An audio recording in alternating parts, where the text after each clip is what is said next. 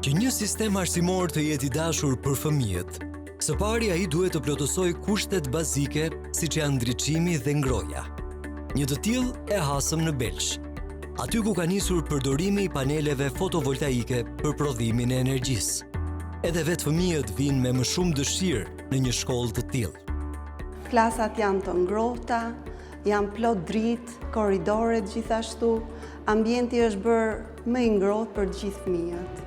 Dhe ata vinë me dashuri.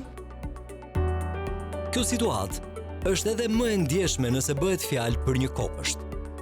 Fëmijët e vegjël duhet të jenë komod kur qëndrojnë në këto ambiente.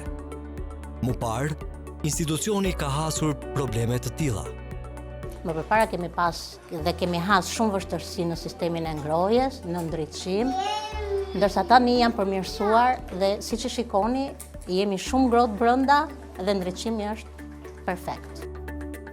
Madje gjendja e mëparshme ka nxitur edhe reagim nga vetë prindrit e voglushve. Përpara ka patur shqetësime, si për ngrohjen dhe për ndriçimin, edhe prindrit kanë treguar shqetësim për ngrohjen kur fëmia qëndronte me xhup pasi nuk mbanin instalimet që nga qenë më përpara kanë qenë të vjetra dhe nuk mbanin, ndërsa tani jemi shumë okay. Orët e mësimit ndërpriteshin her pas here për shkak të mungesës së energjisë elektrike. Para vendosjes së paneleve, kishim shumë mungesë të energjisë elektrike dhe kjo si pasojë ngarkesës në rrjet. Me vendosjen e paneleve tash çdo gjë është përmirësuar, domethënë për sa i përket ndriçimit edhe ngrohjes nëpër klasa. Tani e di mirë, domethënë në periudhat e dimrit nxënësi është i çik më i stresuar, më i lodhur dhe nuk është shumë i vëmendshëm gjatë orës mësimit. Me vendosjen e paneleve dhe me sigurimin e energjisë dhe ngrohjes nëpër klasa, nxënësit normalisht janë më të lirshëm, janë më aktiv në orën e mësimit. Po si funksionojnë panelet fotovoltaike të vendosura në shkolla? Prodhimi i energjisë që ato bëjnë varet nga dy faktorë kryesor: numri i paneleve dhe intensiteti i diellit. Në periudhën e verës që dielli është më i fortë, sigurisht që prodhohet më shumë energji. Energjia e tepërt që prodhohet nga shkolla i kalon sistemit dhe depozitohet në rrjet. Më pas, kjo sasi rimerret kur shkolla ka nevojë për furnizim me energji elektrike. Ne përdorim një sistem monitorimi digital. Me anë të kompjuterit arrim të shikojmë se sa prodhojmë dhe sa konsumojmë. Kjo është një gjë e mirë që ju vlen edhe nxënësve për të kuptuar se si të kursejnë energjinë dhe si ta përdorin atë në mënyrë sa më efektive. Kur flasim për kursim, duhet të kuptojmë edhe vlerat në të cilat ai llogaritet. Dhe me vendosjen e paneleve në shkolla, stafi mësimor na tregon se faturat e dritave janë ulur ndjeshëm.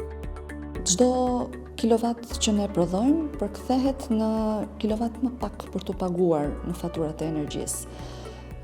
Energjia e prodhuar me teprit sigurisht që kalon në rrjet duke ulur edhe balancën tonë të energjisë. Dhe shpenzimet që më përpara shkonin për energji elektrike, sot shkojnë për investime në lidhje me shkollën. Kemi të dhëna konkrete për uljen e shpenzimeve të energjisë elektrike, nga të dhënat e marra ndër vite si para instalimit edhe pas instalimit të paneleve fotovoltaike. Kemi arritur në përfundimi që konsumin e energjisë elektrike në shkolle kemi të njëjtë, por zbritjen e faturave të energjisë elektrike kemi në reduktimin e masën 70%. Dobitë e përdorimit të paneleve fotovoltaike din t'i dëshmojnë më së miri edhe nxënësit. Na kanë treguar mësuesit që në fillim kur kemi ardhur në shkollë, na kanë njohur le të themi me panelet fotovoltaike, kemi parë disa pamje të tyre dhe ne ka thënë që me anë të panele fotovoltaike, shkolla e krijon vetë ndriçimin që ka me anë të energjisë diellore. Shkolla ka qenë e vjetër, ftohti më hyri të kollaj, kishe prerje të gjata të elektricitetit dhe ngroja mungonte, secili do të siguronte të brut vetë çdo klasë, ishte me stuf, shumë herë stufa mund të prishe, mund të hynte të mibreta, kurse sot me këto panele diellore ka vërej që nuk pritet më energjia elektrike. Shkolla siguron vetë dhe kemi mundësi të përdorim akoma më shumë pajisje elektronike. Kemi dëgjuar që nuk ka qenë prezent dhoma informatikës mjaftueshëm, sa duhet ishte. Ka qenë, por me disa pengesa, le të themi, dhe kushtëzime. Sot ne jemi të lirë ta përdorim atë dhe të kemi orën e mësimit akoma dhe më të zhvilluar dhe po ashtu dhe ne targetohemi gjatë kohës që jemi duke marrë mësimin. Por kjo nuk është shkolla e vetme në Belç ku janë instaluar panelet fotovoltaike. Të paktën në 3 shkolla, energjia tashmë përftohet prej tyre.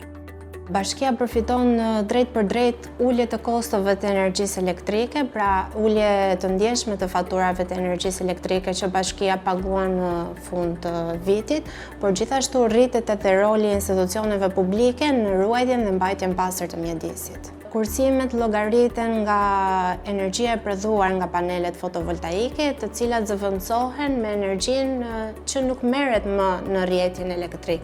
Prandaj të gjitha këto kursime do të përkthehen në investime që do të jenë për qëllim investimesh po në këto shkolla, por për nevoja të tjera që mund të jenë investime në infrastrukturë shkollore apo në mjete mësimore.